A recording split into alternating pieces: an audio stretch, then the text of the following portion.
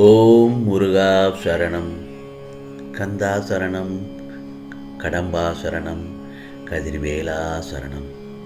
அறுபடை வீடு கொண்ட முருகப்பெருமானே சரணம் சரணம். என் செல்ல குழந்தையே, அவசர செய்தி. இந்த முருகப்பெருமான் உன்னிடம் பேசியே ஆக வேண்டும். நான் சொல்வதை கேட்டால் நிம்மதியாக தூங்குவாய். ஆம் செல்லமே, இது திருச்செந்தூர் முருகப்பெருமானின் உத்தரவு. எது உன்னிடம் நிலைக்கும் என்று நீ நினைக்கின்றாயோ அதுதான் உன்னை விட்டு விலகி போகும்.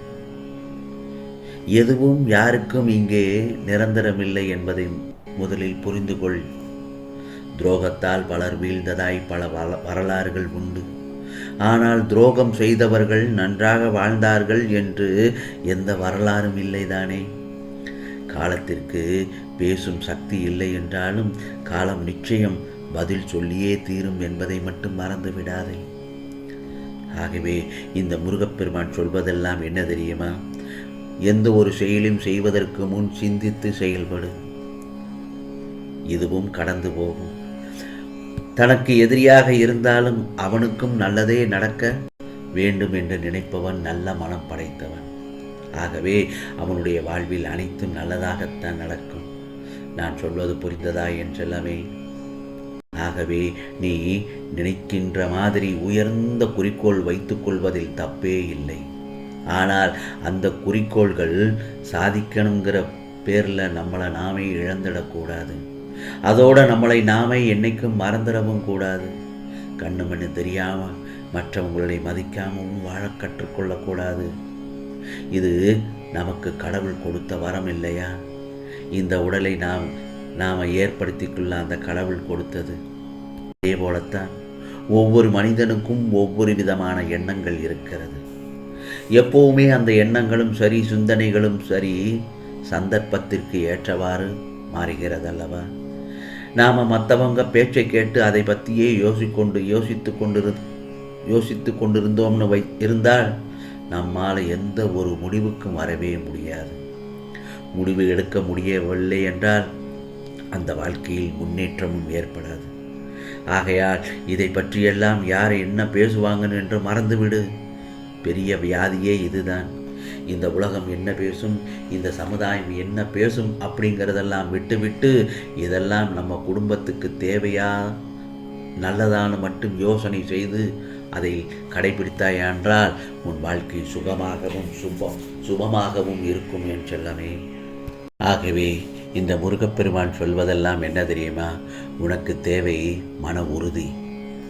எண்ணியது நிறைவேறாவிட்டால் மனம் ஒடிந்து போய்விடக்கூடாது. ஒருவேளை நம் ஆசை தவறானதாக கூட இருக்கலாம் அல்லவா? அது இந்த முருகப்பெருமானுக்கு விருப்பமானதாக இல்லாமல் போனாலும் அது நிறைவேறுவதில்லை தானே. இதயத்திலிருந்து 2 எண்ணங்களை அகற்றிவிடு. நமக்கு பிறர் செய்த தீமைகளை மறந்து விடுவதோடு மன்னிக்கவும் கற்றுக்கொள். மற்றொன்று என்ன தெரியுமா? நாம் பிறருக்கு செய்த நன்மைகளை மறந்துவிட வேண்டும். ஆசைகளை வளர்த்து கொண்டே போவதால் நிம்மதியை இழக்கிறோம் ஒரு காலகட்டத்தில். ஆகவே வாழ்க்கை பயணத்தில் ரயில் பயணம் போல சுமைகளை குறைத்து கொண்டால் நிறைவான சுகத்தை பெற்று நிம்மதியாக வாழ்க்கை நடத்தலாம் என் செல்லமே. இன்னொன்றும் சொல்கிறேன் கேள். குற்றமில்லாத குறையில்லாத பொருட்கள் இல்லை. துன்பமும் கழப்பும் இல்லாத இன்பமும் இல்லை. அகம்பாவம் சுவடற்ற செயல் இல்லை. எனவே தூய மனதோடு தூய உள்ளத்தோடு பற்றற்ற தன்மையை வளர்த்து கொண்டால் அதுவே துன்பத்தை போக்கும் வழியாகும். இது முருகப்பெருமானின் அருள்வாக்கு என் செல்லமே. வாழ்க்கையில் தடைகள் ஏற்படும் போது தான் நமக்கு அதிகப்படியான தைரியம் தேவைப்படுகிறது.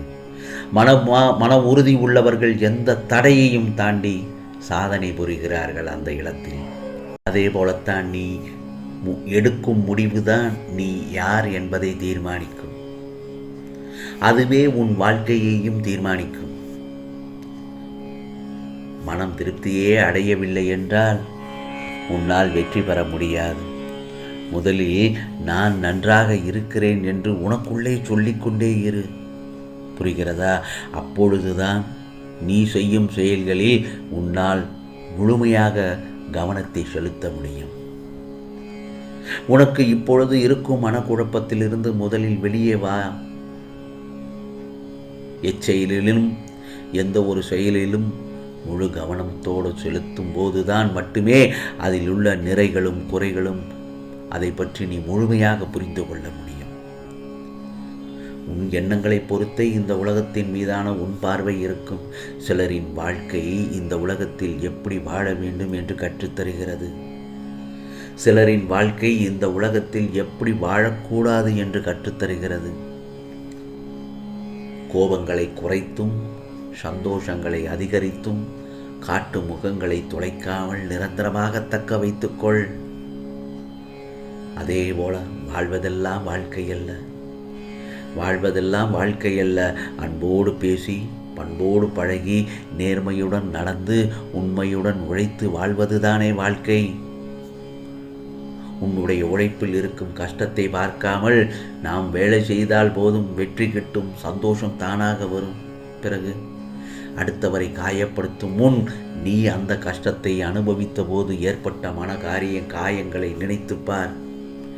அடுத்தவர்களை காயப்படுத்த நினைக்க மாட்டாய். வாழ்க்கையில் ஆசைப்பட்ட எல்லாமே கிடைப்பதும் இல்லை. கிடைத்ததை வைத்து வாழ கற்றுக்கொள். நிச்சயமாக கவலைப்படாதே. ஏனென்றால் இந்த நிலை கூடிய விரைவில் நிச்சயமாக மாறும். இந்த முருகப்பெருமான் நான் இருக்கிறேன் நிழலாக. உனக்காக நீ செல்லும் இடமெல்லாம் உனக்கு எல்லா சூழ்நிலைகளிலும் இந்த முருகப்பெருமான் துணையாக நிற்பேன். கவலைப்படாதே என் செல்லமே. ஆகவே உறவுகள் என்றால் சண்டைகளும் மனக்கசப்புகளும் வருவது இயல்புதான். ஆனால் அதற்காக என் வாழ்க்கையை நான் தனியாக வாழப்போகிறேன் என்று சொல்வது அர்த்தமற்றது. நான் சொல்வது, உன் வாழ்க்கையில் என்ன நடந்தாலும் அதற்கு இந்த முருகப்பெருமானின் முழு சம்மதம் வேண்டும். ஆகையால் தனித்து வாழப்போகிறேன் என்று நீயாக புலம்பக்கூடாது. கைகளை சேர்த்து வைத்து அடித்தால்தானே கைதட்டில் ஓசையே கேட்கும். ஆகையால் தனித்து செயல்படு. ஆனால் தனித்து வாழ்வதற்கு யோசிக்காதே. ஆகவே இந்த முருகப்பெருமான் சொல்வதெல்லாம் என்ன தெரியுமா? அவசரப்பட்டு வார்த்தைகளை கொட்டிவிடாதே. உன்னை நேசிக்கும் உள்ளங்கள் மீது என்றும் கோபப்படாதே. வாழ்க்கையில் சாதிக்க வெற்றி பெற நம்பிக்கையும் ஊக்கமும் தான் அவசியம். அவைகள் எல்லாம் இருந்தாலே கல்வி அறிவோ பொருளாதாரமோ இல்லாதவனும் கூட முன்னேறுவதும் வெற்றி பெறுவதும் உறுதிதானே. ஆகவே நீ எல்லா செல்வ வளங்களை பெற்று சீரும் சிறப்புமாய் வாழப்போகிறாய். கவலைப்படாதே. இந்த திருச்செந்தூர் முருகப்பெருமானின் அருள் என்றும் உனக்கு உண்டு. உன்னோடு என்றும் என்றென்றும் இந்த முருகப்பெருமான் கூடவே இருந்து உனக்கு நிச்சயமாக நல்லதொரு வாழ்க்கை வாழ ஆசீர்வதிப்பேன். இது முருகப்பெருமானின் அருள் வாக்கு. ஓம் சரவண பவ, ஓம் சரவண பவ, ஓம் சரவண பவ.